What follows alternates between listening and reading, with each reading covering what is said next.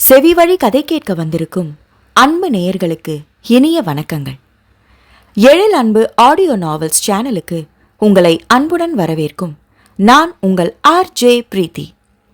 கதை கேட்போம், காதுகளுக்கு இனிமை சேர்ப்போம். இந்த ஆடியோ நாவல் உங்களுக்கு பிடிச்சிருந்தா லைக் பண்ணுங்க. உங்க கருத்துக்களை கீழே கமெண்ட்ஸ்ல சொல்லுங்க. உங்க நண்பர்களுக்கும் ஷேர் பண்ணுங்க. நம்ம சேனலில் தொடர்ந்து கதைகளை கேட்டு மகிழ சப்ஸ்கிரைப் பண்ணுங்க. கூடவே பெல் பட்டனையும் தட்டிவிடுங்க. இப்ப கதை கேட்கலாம் வாங்க. எழுத்தாளர் எழில் அன்பின் தூரிகையானாய் காரிகையே. அத்தியாயம் 25. வினோ என்று அழைத்து அதுவரை அவள் காத்து வந்த மௌன விரதத்தை முடித்து கொண்டாள் பிரதன்யா. அவள் தன் பெயரை உச்சரித்த உணர்வு கூட அவனுக்கு இல்லை. ஏனெனில் இன்னும் அவளின் தவிப்பும் அவஸ்தையும் அவளிடம் அப்படியே இருக்க, என்ன செய்து என்று விடாமல் கேட்டுக்கொண்டிருந்தான். பாத்ரூம் போகணும் வினோ என்றாள். இதை முதலையே சொல்றதுக்கு என்ன என்று கடிந்து கொண்டவன் பெட்பேனை எடுத்து கொண்டு வந்தான். இல்லை, எனக்கு பாத்ரூம்க்கு கூட்டிட்டு போங்க. என்ன விளையாடுறீங்களா? டாக்டர் பெட் ரெஸ்ட் எடுக்க சொல்லியிருக்காரு. இதை யூஸ் பண்ணுங்க. உங்களுக்கு சங்கடமா இருந்தா நான் வேணா என் கண்ணை மூடிக்கிறேன் என்று அவன் மீண்டும் பன்மை அழைப்பிற்கு மாறியதும் மீண்டும் அவளிடம் மௌனம். அப்போதுதான் அவள் மௌனத்திற்கான காரணம் புரிந்தது. ஹோ, என்ன ஒருமையில கூப்பிட வைக்கதான் இந்த மௌன விரதமா என்று கேட்டவன், இருந்தாலும் உனக்கு இவ்ளோ வீம்பாகாது என்றான். மெல்ல புன்னகைத்தாலும் எனக்கு வேற வழி தெரியல என்றாள். சரி, அதை பத்தி அப்புறம் பேசுவோம். இப்போ இதை யூஸ் பண்ண என்று பெட்பேனை தூக்கி கொண்டு கண்களை மூடிக்கொண்டே அவளுக்கு உதவ போனான். ப்ளீஸ் வினோ, பெட் ரெஸ்ட் எடுக்கணும்னு இப்படி செய்யாதீங்க. என்னால் அதை யூஸ் பண்ண முடியாது. என்னை பாத்ரூம்க்கு கூட்டிட்டு போங்களேன் ப்ளீஸ் என்று பிடிவாதம் பிடித்தாள். அவளின் பிடிவாதத்திற்கு அவன்தான் இறங்கி போக வேண்டியிருந்தது. அவளை அலுங்காமல் தூக்கி கொண்டு போய் குளியல் அறைக்குள் விட்டான். அவள் சிரமப்பட்டு போய் வந்ததும் மீண்டும் தூக்கி வந்து படுக்கையில் விட்டான். இப்போதுதான் அவள் முகம் தெளிவாக இருந்தது. எதுக்கு இவ்வளோ அவஸ்தையிலையும் இப்படி ஒரு பிடிவாதம் என்று அவளுக்கு போர்வையை எடுத்து இடைவரை மூடிவிட்டு கொண்டே கேட்டான். நானும் வேற என்னதான் பண்றது வினோ? நானும் பலமுறை சொல்லி பார்த்துட்டேன். எனக்கு மரியாதை கொடுத்து பேசுறத நீங்க மாத்தவே இல்லை. நீங்க என்னை அப்படி கூப்பிடும் போதெல்லாம் எனக்கு கஷ்டமா இருந்தது. அதுலேயும் எல்லார் முன்னாடியும் அப்படி கூப்பிடும்போது என்னவோ நான் உங்களை அடக்கி வைக்கிறது போல அவங்க எல்லாம் என்னை பார்க்குற மாதிரி தோணுது. அதனால தான் இந்த மௌன விரதம். இனி என்னை ஒருமையிலே கூப்பிடாம மரியாதையை கூப்பிட்டா இதை விட வேற ஏதாவது பெருசா செய்வேன் என்றாள் செல்ல மிரட்டலாக. அவனின் உதடுகள் லேசாக புன்னகைத்தாலும் அப்போது அவனின் முகத்தில் லேசான இறுக்கம் தெரிந்தது. அதை கண்டு கொண்டவள், எதை நினைச்சும் ஃபீல் பண்ணாதீங்க வினோ.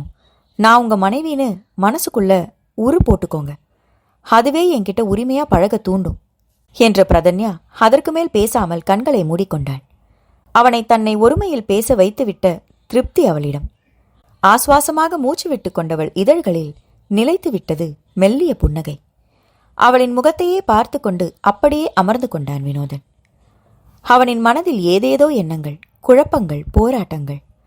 தான் நினைப்பது சரியா தவறா என்ற குழப்பம் அவனுள்.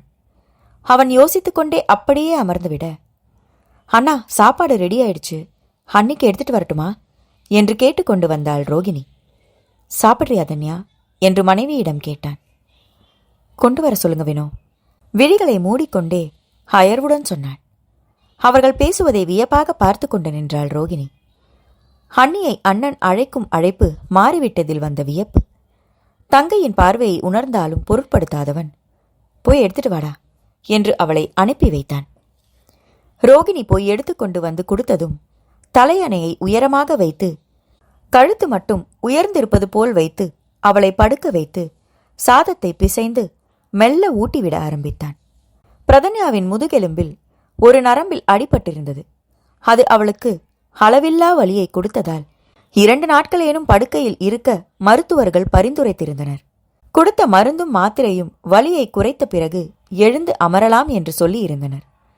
அதனால் அப்படியே அவளுக்கு உணவை கொடுத்து அவள் சாப்பிட்டதும் தண்ணீரை குடிக்க வைத்து வாயை துடைத்து விட்டான். அத்தனை செய்த போதும் வினோதனிடம் மெல்லிய தயக்கம், தடுமாற்றம் இருந்து கொண்டே இருந்தது. அதை பிரதன்யாவும் உணரவே செய்தாள். அவள் உண்டு முடித்ததும் அவனை சென்று சாப்பிட்டு வர சொன்னாள். அவன் உணவை போட்டுக்கொண்டு வந்து அவள் அருகிலேயே அமர்ந்து உண்டு முடித்தான். அவளுக்கு மாத்திரையை எடுத்து கொடுத்து விழுங்க செய்தவன், கொஞ்ச நேரம் உட்கார்ந்து இருந்துட்டு தூங்கு, நான் இப்படி கீழே படுத்துக்கிறேன், ஏதாவது வேணும்னா எழுப்பு என்றான். வினோ, அதுக்கு முன்னாடி ரோகிணியை கொஞ்சம் வர சொல்றீங்களா என்று தயக்கத்துடன் கேட்டாள். ஏன், என்ன வேணும் சொல்லு, நான் செய்கிறேன். இல்லை, ரோகிணியை வர சொல்லுங்களேன். அவன் முகம் பாராமல் சொன்னாள். என்கிட்ட சொல்ல முடியாத அளவுக்கு என்ன என்று அவனும் பிடிவாதமாக கேட்க, முதுகுல காயம் இருக்கு வினோ, அதுக்கு மருந்து போடணும், அதான் அவளை வர சொல்கிறேன். இல்லைனா அந்த மருந்தை எடுத்து கொடுங்க, நானே மெல்ல போட முடியுமான்னு பார்க்குறேன் என்று அவள் சொன்னதும் அவன் முகம் அப்படியே மாறிப்போனது. காயம் இருக்கா, சொல்லவே இல்லை என்று கேட்டவனுக்கு ஒருவித தவிப்பு. ஆனால் அதை வெளிக்காட்டாமல் தங்கையை அழைத்தான். அவள் வந்து பிரதன்யாவிற்கு உதவிய போது அறையை விட்டு வெளியே வந்து நின்று கொண்டான். ஆனால் அவன் முகம் இறுக்கம் மட்டும் இயல்பு நிலைக்கு திரும்பவே இல்லை. மீண்டும் மீண்டும் அவனுக்குள் போராட்டம் அலை கடலென பொங்கிக் கொண்டிருந்தது. ரோகிணி மருந்தை போட்டுவிட்டு வெளியே வந்ததும், அண்ணி பாவம்னா, முதுகுல புண்ணு பெருசா இருக்கு, அதோட அவங்களால ஒரு கழிச்சு படுக்க முடியாம முதுகெலும்பு வலியோட நேராவே வேற படுக்கணும், ரெட்டை வலி, காலோட சேர்த்து 3 வலி, எப்படிதான் அண்ணி தாங்குறாங்களோ என்று புலம்பி விட்டு செல்லவும் வினோதனின் தவிப்பு இன்னும் கூடிப்போனது. உள்ளே வந்தவன் அவள் முதுகை சிரமப்பட்டு வைத்து படுத்திருப்பதை பார்த்து அவனின் கண்களில் வேதனை வந்து போனது. ரொம்ப கஷ்டமா இருக்கா என்று மெல்ல கேட்டான். நேரா படுக்கவே முடியல, ஆனா நேரா படுத்தாதான் முதுகெலும்பு வலி சரியாகும். என்ன செய்யறது, 2 நாளைக்கு வலியை பொறுத்துதான் ஆகணும், நான் சமாளிச்சுப்பேன் வேணும் என்றாள் வலியுடன். அந்த குரலே அவளின் வலியின் அளவை சொல்லியது. தன்னால் ஒன்றுமே செய்ய முடியவில்லையே என்ற வேதனையுடன் தரையில் ஒரு போர்வையை விரித்து படுத்தான். பெரிய கட்டில் தானே வேணும், மேலே படுக்கலாமே என்ற பிரதன்யாவின் குரல் காதில் விழுந்தாலும் விழாதது போல அவளுக்கு முதுகை காட்டி திரும்பி படுத்துக்கொண்டான். நெஞ்சை அடைக்கும் வேதனை, வெளியே சொல்ல முடியாத வேதனையுடன் தூக்கமில்லாமல் விழித்தே கிடந்தான். இரவில் ஒருமுறை அவள் பாத்ரூம் செல்ல, வினோ என்று லேசாக குரல் கொடுத்ததுமே பட்டென்று எழுந்தவன் அவள் தேவையை கேட்டு அமைதியாக தூக்கி சென்று விட்டு அழைத்து வந்து விட்டான். திரும்பி படுத்த வினோதன் விட்டத்தை பார்த்தபடி விழித்தே கிடக்க, என்ன வினோ, தூங்கலையா என்று கேட்டாள் பிரதன்யா. அவனிடமிருந்து பதிலே வரவில்லை. ஆனாலும் அவன் விழித்திருப்பது நன்றாக அவளுக்கு தெரிந்தது. பதில் சொல்ல மாட்டீங்களா வினோ என்று கேட்க மௌனம். பதிலுக்கு பதிலா வினோ, நான் உங்ககிட்ட பேசாம இருந்த மாதிரி நீங்க இப்போ இருந்து எனக்கு தண்டனை தரீங்களா என்று கேட்டாலும் அதற்கு அவனிடம் பதில் இல்லை. சில நொடிகள் அவன் பேசுவான் என்று பொறுத்து பார்த்தவள் அவன் பேசவில்லை என்றதும் தானே தொடர்ந்து பேச ஆரம்பித்தாள். எனக்கு ஹெல்ப் செய்ய கஷ்டமா இருக்கா வினோ, நான் உங்களை கஷ்டப்படுத்துறேனா என்று பிரதன்யா கேட்டதும் பட்டென்று படுக்கையில் எழுந்து அமர்ந்து, எதுக்கு இந்த கேள்வி என்பது போல் மனைவியின் முகத்தை விடிவிளக்கு வெளிச்சத்தில் கூர்ந்து பார்த்தான். அவனின் பக்கம் முதுகை திருப்பி இருந்த பிரதன்யா, என்னால உணர முடியுது வினோ, நீங்க எனக்கு உதவி செஞ்சாலும் அதுல ஒரு ஒட்டுதல் இல்லையே, ஏதோ ஒரு தயக்கம், ஒரு தடுமாற்றம். இயல்பாய் என் பக்கத்துல உங்களால வர முடியல. ஐயோ, இவ இந்த வேலையெல்லாம் செய்ய சொல்றாளேங்கிற தவிப்பு உங்ககிட்ட தெரியுது. இவ்வளவு தவிப்போட நீங்க எனக்கு உதவ வேண்டாம் வேணும். நாளைக்கு ஹாஸ்பிட்டல்ல சொல்லி ஒரு நர்ஸை வர சொல்லுங்க, அவங்க வந்து என்னை பார்த்துக்கிட்டோம் என்று அவள் சொன்னதும் கோபத்துடன் எழுந்து நின்றே விட்டான் வினோதன். அதோடு நிறுத்தாமல் இன்னும் பேசிக்கொண்டே போனாள் பிரதன்யா. இவ வேற ஒருத்தனை கட்டிக்க இருந்து அவனை வேண்டான்னு சொல்லி இப்போ உங்களை கட்டிக்கிட்டு உயிரை வாங்குறாள்னு எதுவும் நினைக்கிறீங்களா வினோ? அவனை மனசுல நினைச்சிருப்பாள்னு என் மேல எதுவும் சந்தேகம் இருக்கோ? அதனாலதான் என்கிட்ட உங்களால உரிமையா பேச முடியலையா? அதனால இப்போ எனக்கு ஹெல்ப் செய்யற போதெல்லாம் அந்த ஞாபகம் வந்து இறுகி போயிடுறீங்களா என்று அவள் தொடர்ந்து பேச, கொஞ்சம் வாயை மூடுறியா என்று கோபமாக அதட்டினான். அவன் அதட்டியதில் வாயை மூடியதை விட அதட்டிய விதத்தில் அவளின் வாய் மூடிக்கொண்டது. கூடவே அவளின் கண்களிலும் வியப்பு. ஆனால் வினோதனின் உரிமை பேச்சு அவளுக்கு பிடிக்கவே செய்தது. இல்ல வினோ, எனக்கு ரொம்ப நாளாவே இந்த கேள்வி இருக்கு. அதுவும் நீங்க இந்த ரூமுக்குள்ள கூட வராம வெளியில படுத்த போதெல்லாம் இந்த கேள்வியை மண்டைக்குள்ள இருந்து கொடையும் என்று அவள் மீண்டும் பேச, போதும் நிறுத்துன்னு சொன்னேன். வினோதனின் குரல் உயர்ந்து ஒலித்தது. உச்சக்கட்ட மன உளைச்சலுக்கு ஆளாகியிருந்தான் அவன். எதுக்கு இவ்ளோ கோவம் வினோ? இதோ இப்ப கூட என் கூட கட்டில்ல படுக்க முடியாம கீழே படுத்துட்டு இருக்கீங்க. நீங்க இப்படி செய்யும் போது நான் வேற எப்படி நினைக்க முடியும்? நானும் சாதாரண மனுஷிதானே வினோ. எனக்கும் இந்த கேள்வியெல்லாம் வரதானே செய்யும் என்றாள். மனதில் இத்தனை நாட்களாக உறுத்தி கொண்டிருந்ததை இன்று வெளியே கொட்டியே விட்டாள் பிரதன்யா. அதிலும் வினோதன் அவளை விட்டு தள்ளி நிற்க நிற்க இந்த கேள்விகள் எல்லாம் அவளுள் வண்டாக இருந்து குடைந்தெடுத்து விட்டது. அதிலும் அவளை தூக்கிய போது அவன் முதுகு விரைத்து நிமிர்ந்து ஒருவித விரைப்பு தன்மையை காட்டியதையும் கண்டு கொண்டிருந்தாள். உணவை ஊட்டிவிடும் போதும் தன் விரல் கூட அவள் உதட்டில் பட்டுவிடக்கூடாது என்று மிகவும் அவன் கவனத்துடன் ஊட்டிவிட்டதையும் கண்டிருந்தாள். உனக்கு நான் செய்வேன் என்பது போல் ஒரு தோற்றம் இருந்தாலும் அதை செய்ய அவன் தடுமாறி தவித்து போவதையும் புரிந்து கொண்டவள் தன் மனதில் இருந்ததை கேட்காமல் இருக்கவே முடியவில்லை.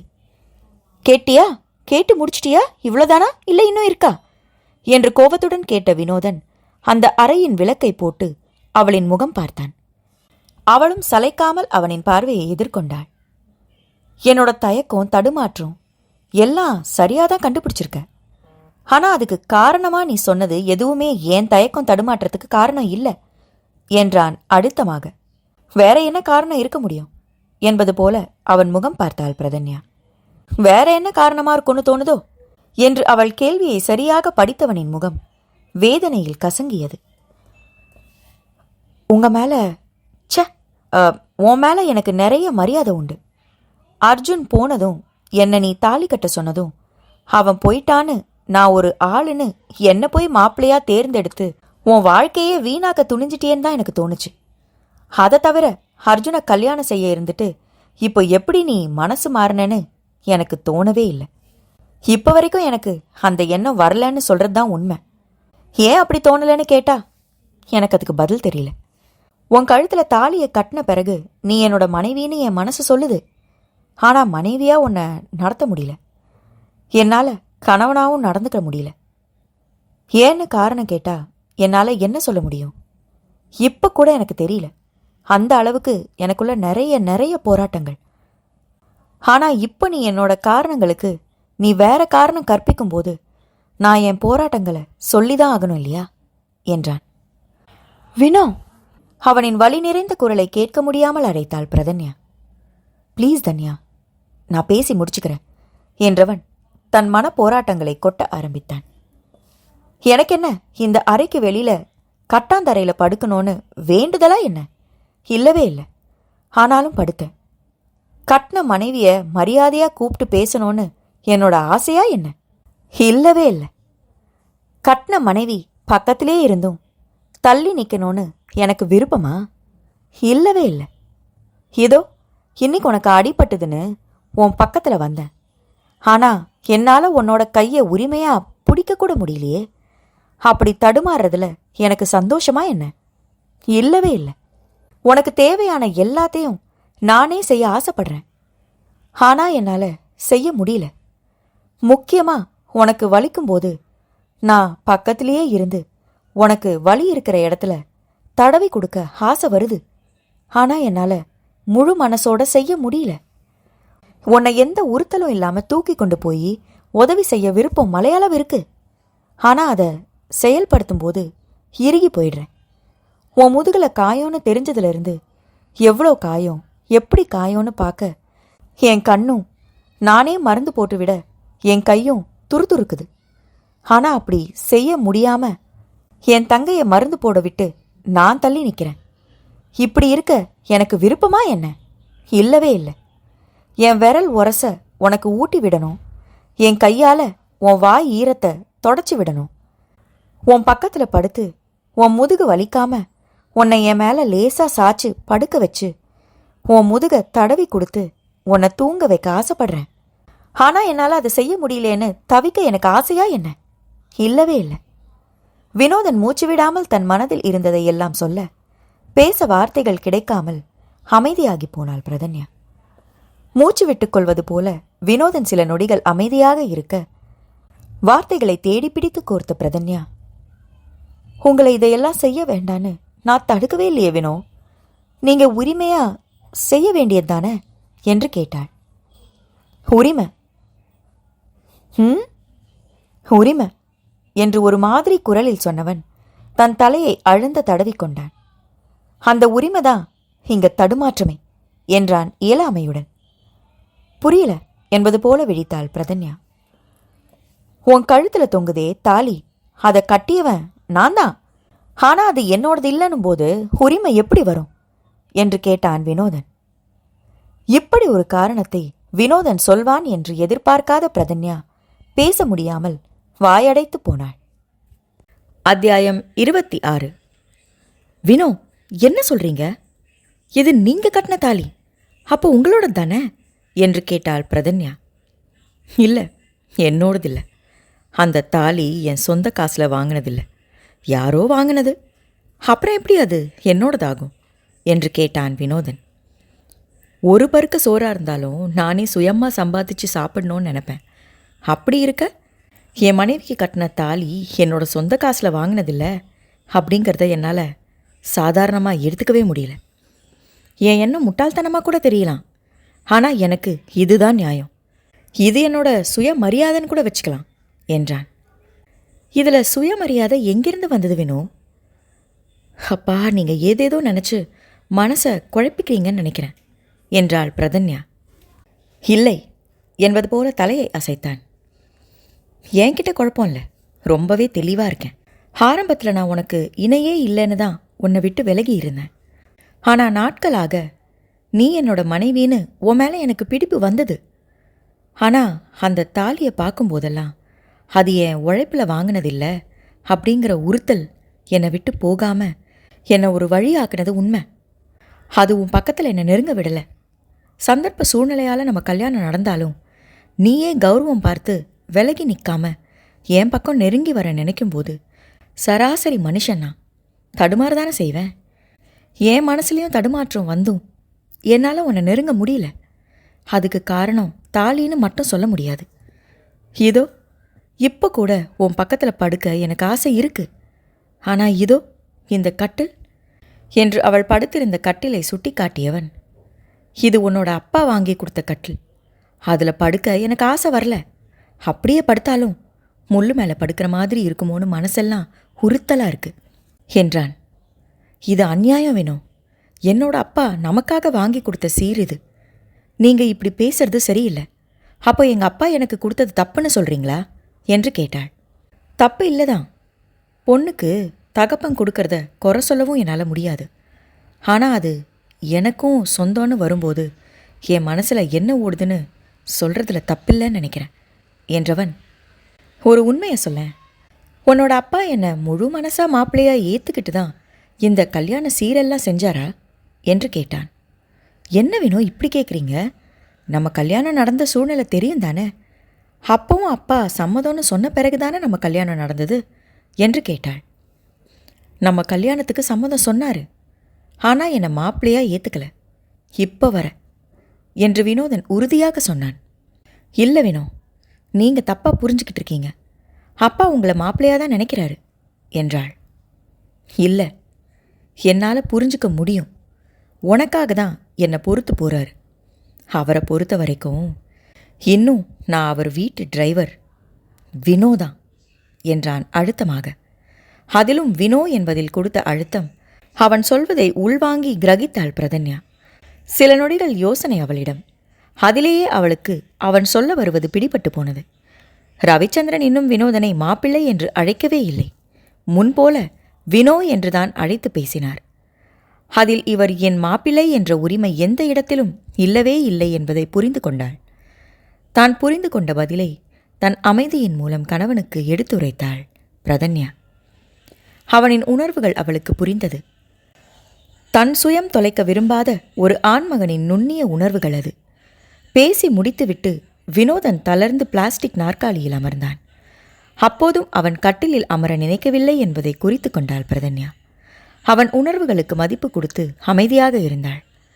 ஆனாலும் அவளுக்கு ஒன்று நன்றாக புரிந்தது. வினோதன் தன்னை நேசிக்க ஆரம்பித்து விட்டான். ஆனால் மனைவி என்ற உரிமையை எடுக்க தன் கழுத்தில் இருக்கும் தாலிதான் அவனை தடுக்கிறது என்று. அந்த தாலி மாப்பிள்ளை வீட்டார் வாங்க வேண்டும் என்று அர்ஜுன் வீட்டார் வாங்கியது. அதை அர்ஜுன் தூக்கி போட்டு போய்விட அதைத்தான் வினோதன் அவளுக்கு கட்டினான். அது அர்ஜுன் வீட்டார் வாங்கிய தாலி என்பது அவளுக்கு ஞாபகத்தில் வராமல் போனது யார் குற்றம்? அதே நேரம் அது அர்ஜுன் வாங்கிய தாலி என்று வினோதன் மனதில் பதிந்து போனதும் அவன் தவறொன்றுமில்லை. இப்பொழுது அவள் கழுத்தில் இருக்கும் தாலியே அவளுக்கு பாரமாக தோன்றியது. உறுத்தலை கொடுத்தது. வினோ என்று அப்படியே அமர்ந்திருந்த கணவனை அழைத்தாள். தலையை நிமிர்த்தி அவள் முகம் பார்த்தான். எனக்கு உங்க காசில் வாங்கின தாலி வேணும், அதுவும் உடனே என்றாள். நள்ளிரவு நேரம் அது. இப்பொழுது எங்கிருந்து தாலியை கொண்டு வருவான்? அவனிடம் தங்கத்தில் தாலி வாங்கக்கூட காசு இல்லை என்பதே உண்மை. அந்த இயலாமை கொடுத்த கழிவிறக்கம்தான் அவளை நெருங்க விடாமல் அவனை தவிக்க வைத்ததும் உண்மை. நீ வாங்கி கொடுக்கும் தாலி வேண்டும் என்று மனைவி வாய்விட்டு கேட்ட பிறகும் அதை வாங்கி கொடுக்க முடியாத தன் கையால் ஆகாத தனத்தை அறவே வெறுத்தான் வினோதன். அவன் நிலைமை அவளுக்கும் புரிந்தது. நான் ஒன்று சொன்னா கேட்பீங்களா வினோ என்று கேட்டாள். என்ன என்றான். நீங்க கடைக்குன்னு என்கிட்ட கொடுத்த பணம் அப்படியே தான் இருக்கு, அதை நாளைக்கு கொண்டு போய் தாலி வாங்கிக்கிட்டு வரீங்களா என்று கேட்டாள். அது ஓன் காசு என்றவனிடம் ஏற்றுக்கொள்ள முடியாத சலிப்பு.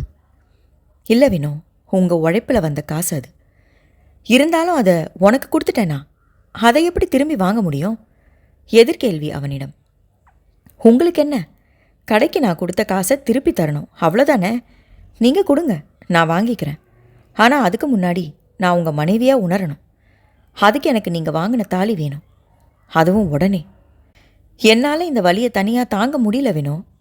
எனக்கு தோள் கொடுக்க நீங்கள் வேணும். என் வலியை குறைக்க நீங்கள் என் பக்கத்தில் எந்த சலனமும் இல்லாமல் வேணும் வினோ. ப்ளீஸ், அடம் பிடிக்காம வாங்கிக்கோங்க என்றாள் இறைஞ்சுதலாக. அவனுக்கும் கூட தயங்கி தடுமாறி அவளுக்கு சேவகம் செய்ய முடியவில்லைதான். அனைத்து உரிமையுடன் செய்ய ஆசை கொண்டான். அதிலும் அவள் வலியை பார்த்த பிறகும் தள்ளி நிற்கும் கொடுமை அவனை கொல்லாமல் கொன்று கொண்டிருந்தது. அதற்கு முடிவு கட்ட அவளிடம் கொடுத்த பணத்தை திருப்பி வாங்குவதை தவிர அவனுக்கும் வேறு வழியில்லை. அந்த பணம் ஒவ்வொன்றும் அவன் வேர்வை சிந்தி தூக்கத்தை துறந்து சம்பாதித்த பணம் என்பது மட்டுமே அவனுக்கு ஆறுதல். இருவரும் பேசி முடித்து அவள் கட்டிலிலும் அவன் தரையிலும் உறங்கியும் உறங்காமலும் அன்றைய இரவை கடந்தனர். மறுநாள் எழுந்து மனைவிக்கு தேவையான உதவியை செய்துவிட்டு பணத்தை வாங்கி கொண்டு சென்று தாலி வாங்கி அதை ஒரு மஞ்சள் கயிற்றில் கோர்த்து எடுத்து வந்தான். வாங்கிக்கிட்டு வந்துட்டேன் என்று தாலியை அவளிடம் காட்டினான். படுத்திருந்தவளின் முகத்தில் பூரித்த புன்சிரிப்பு தவழ்ந்தது. கட்டுங்க வினோ என்றவள் கழுத்தை ஏந்தி வைத்து அவன் கட்டும் தாலிக்காக காத்திருந்தாள். அந்தஸ்திலோ படிப்பிலோ வேலையிலோ தான் அவளுக்கு இணையே இல்லை. ஆனாலும் தன் கையால் தாலி வாங்க ஆவலுடன் காத்திருக்கிறாள். இதற்கு நான் என்ன கைமாறு செய்யப் போகிறேன்? அவளை நன்றாக பார்த்து கொள்வதுதான் தன்னால் கொடுக்க முடிந்த ஒன்று. அதை சிறப்பாக செய்ய எனக்கு வலிமையை தாருங்கள் ஆண்டவரே என்று மனதில் கடவுளை தொழுதுவிட்டு பிரதன்யாவின் கழுத்தில் தாலியை கட்டினான் வினோதன். இப்போதுதான் முழுமையான திருமணம் நடந்த திருப்தி இருவரிடமும். இருவரின் முகத்திலும் ஒரே நேரத்தில் புன்சிரிப்பு தவழ்ந்தது. திருமணத்திற்கு கட்டிய தாலியை கழற்றியவள், இதை ஏதாவது ஒரு கோயிலில் போட்டுட்டு வந்துருங்க வினோ என்று அவன் கையில் கொடுத்தாள். அதை வாங்கி தனியாக வைத்துவிட்டு வந்தவன் இப்போது தான் கட்டிய தாலி அவள் கழுத்தில் ஒழுங்கற்று கிடந்ததைக் கண்டு உரிமையுடன் நேராக எடுத்துவிட்டு நிமிர்ந்தான். வினோதனின் உணர்வுகள் என்னவென்று அறிந்து கொள்ள அவன் கண்களை பார்த்தாள் பிரதன்யா. ஏதோ ஒரு போராட்டம் அவனை விட்டு விலகியது போல் நிர்மலமாக இருந்தது அவன் முகம். அதில் அவளுக்கும் நிம்மதி. தனக்கு அடிபட்டது கூட ஏதோ ஒரு வகையில் நல்லதே என்று நினைத்தாள். அதனால்தான் வினோதனின் மன போராட்டங்களை கொட்ட வைக்க உதவி செய்திருக்கிறது. இல்லையென்றால் இன்னும் எவ்வளவு நாட்கள் இப்படி அவனுக்குள்ளேயே போராடியிருப்பானோ. இப்ப எந்த உறுத்தலும் இல்லையே வினோ என்று அவனிடமே கேட்டாள். இல்லை என்பது போல தலையை அசைத்தவன் கட்டில் அருகிலேயே நாற்காலியை எடுத்து போட்டு அமர்ந்தவன் அவளின் கையை மென்மையாக பற்றி கொண்டான். என்கிட்ட ஏதாவது பேசிக்கிட்டுருங்களேன் என்றாள். அவனின் அமைதி பொறுக்கவே முடியாமல், என்ன பேச என்றான் அமைதியாக. உங்களுக்கா பேச தெரியாது என்று நமட்டு சிரிப்பு சிரித்தவள், என் வினோ ரொம்ப அமைதின்னு நினச்சேன். நைட்டு தான் தெரிஞ்சது. வினோவுக்கு பேச தெரியும், ஆனால் பேசதான் மாட்டாருன்னு என்றாள். பேச தெரியாமல் என்ன, ஆனால் பேசக்கூட இந்த உலகத்தில் காசு வேணுங்கிற பாடத்தை படிச்சிருக்கேன். ஒன்றும் இல்லாதவன் பேச்சு எங்கேயும் எடுபடாது என்றான் வருத்த புன்முறுவலுடன். உலகத்தில் காசு மட்டுமே பிரதானம் இல்லை வினோ என்றாள் ஆறுதலாக. மறுப்பாக தலை அசைத்தவன், அதெல்லாம் டயலாக் பேசதான் நல்லாயிருக்கும், நடைமுறை வாழ்க்கைக்கு ஒத்து வராது. கையில் காசு இல்லைன்னா பெத்த தாய் கூட மகனை மதிக்க மாட்டாங்க. அடுத்தவங்க பேச தயங்கிறத கூட அவங்க சர்வசாதாரணமாக பேசுவாங்க. ஒன்றும் இல்லாத பயலேன்னு என்றான் கசப்புடன். தன் அன்னையின் பேச்சால் மிகவும் பாதிக்கப்பட்டிருக்கிறான் என்று புரிந்தது. ஆறுதலாக அவன் கையை அழுத்தி கொடுத்தாள். எனக்கு பெரிய பெரிய ஆசையெல்லாம் இல்லை. நானும் 4 பேர் மதிக்கிற இடத்துல இருக்கணும். இதுக்கு செலவு செஞ்சா அந்த செலவுக்கு என்ன செய்யறதுன்னு தவிக்கிற நிலை இல்லாமல் இருக்கணும். பெத்த அம்மா கேட்கறதுக்கு முன்னாடியே அவங்க ஆசைப்பட்டதை வாங்கி கொடுக்கணும். தங்கையை படிக்க வச்சு அவளுக்கு குறையில்லாமல் கல்யாணம் செஞ்சு வைக்கணும். என்னை நம்பி வந்த பொண்ணை சந்தோஷமாக வறுமைனா என்னன்னு தெரியாமல் வாழ வைக்கணும் என்று அவன் ஆசையெல்லாம் சொல்லிக்கொண்டே போக அமைதியாக கேட்டுக்கொண்டாள். இத்தனையிலையும் கணவனுக்கு கை கொடுக்கும் மனைவியா நான் இருக்கணும் என்று அவன் பேச்சை முடித்து வைத்தாள். அவள் சொன்ன வார்த்தை அவனுக்கு அப்படி ஒரு நிம்மதியை தந்தது. காசு பணம் என்று உதவ வேண்டாம், நான் இருக்கிறேன் உனக்கு என்று உடன் ஒருவர் இருந்தாலே போதும். எத்தனை கடுமையான நேரங்களையும் கடக்கலாம் என்று மனதில் உறுதி வந்தது. தன் கடுமையான நேரங்களை மனைவி கடக்க வைப்பாள் என்ற நம்பிக்கை இருந்தது. தேங்க்ஸ் என்றான் லேசான சிரிப்புடன்.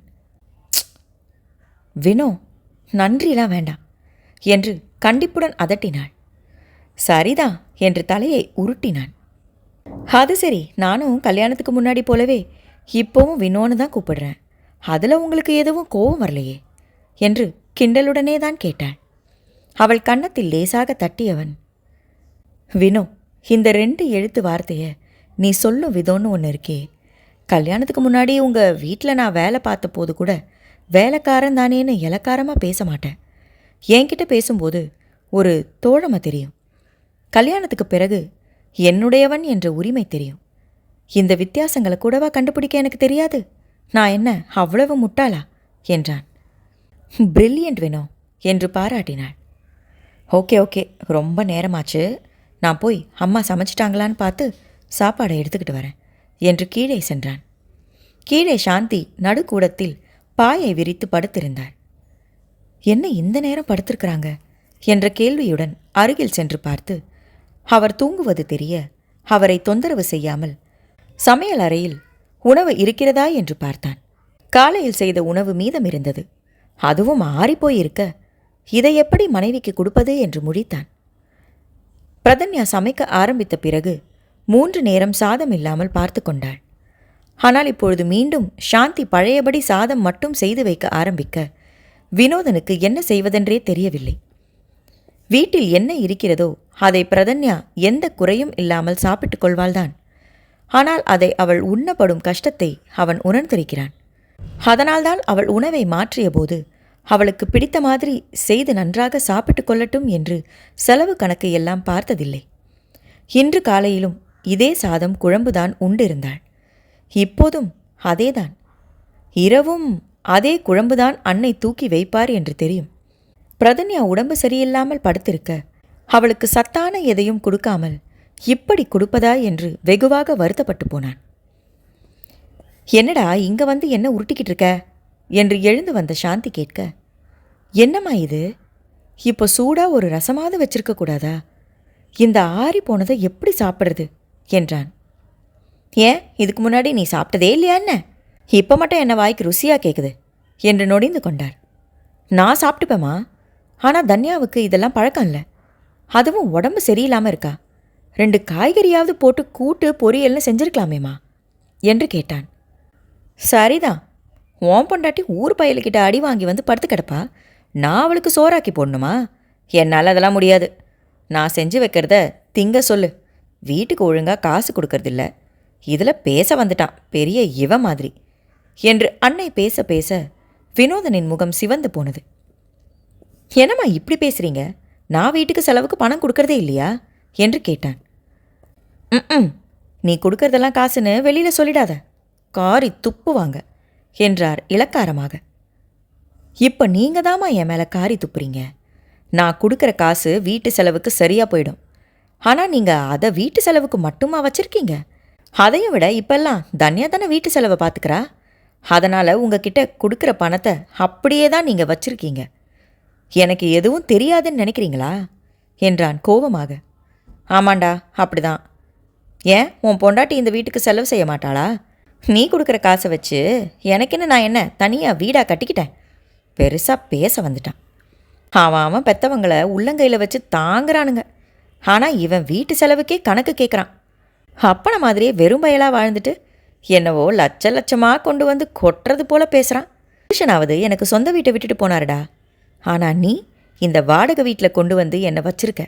அதுவும் எனக்காக இல்லை, உன் பொண்டாட்டிக்கு சொகுசு வேணும்னு ஒய்யாரத்தில் குடி வச்சிருக்க. அதுவும் பொண்டாட்டி பேர் தான் பெத்த பேர், பெரிய வீட்டு பொண்ணுன்னு. ஆனால் ஒரு பைசாவுக்கு பிரயோஜனம் இல்லை. இதில் அவன் 4 காய்கறி வாங்கி போடுறத பெருசாக பேச வந்துட்டான். என் மகன் பெரிய வீட்டு பொண்ணை கட்டிக்கிறானேன்னு நான் எவ்வளோ சந்தோஷப்பட்டேன் தெரியுமா? ஆனால் நீ என்னடா பண்ண? மாமனார் வீட்டில் இருந்து எதுவும் வேணான்னு எல்லாத்தையும் உதறிட்டு வந்திருக்க. நான் என்னென்ன கனவெல்லாம் கண்டேன் தெரியுமா? அத்தனையும் நாசமாக்கிட்டான். இதில் ஆத்தா வீட்டுக்கு போகாமல் இங்கே வந்து படுத்து கிடக்கிறவளுக்கு நான் வடிச்சு போடணுமா? ஏன் நீ அவளை ஆத்தா வீட்டுக்கு விட்டா குறைஞ்சா போயிடுவ? அங்கேருந்து தான் ஒன்றும் கொண்டு வர்றதில்ல. அங்கே போயும் அனுபவிக்க மாட்டேன்னு உனக்கு என்ன அவ்வளோ பிடிவாதம்? இத்தனை நாட்களும் சொல்ல துடித்ததையெல்லாம் கொட்டிவிட்டார் சாந்தி. கேட்டவனுக்கு தான் அவரின் முகத்தை பார்க்கவே பிடிக்கவில்லை. மனிதர்களை அன்பு பாசம் என்று எடை போடலாம். காசு பணம் என்றே பேசும் அன்னையை பார்த்து வெறுத்து போனது அவனுக்கு. மருமகளுக்கு அடிபட்டிருக்கிறது, அவளை பார்த்து கொள்வது என்பது கூட வேண்டாம். ஆனால் பேசாமலாவது இருக்கலாமே. இந்த நிலையிலும் பிறந்த வீட்டிற்கு ஓடாமல் புகுந்த வீடுதான் முக்கியம் என்று வந்திருப்பவளை என்ன பேச்சு பேசுகிறார்கள் என்று வருத்தப்பட்டான் வினோதன்.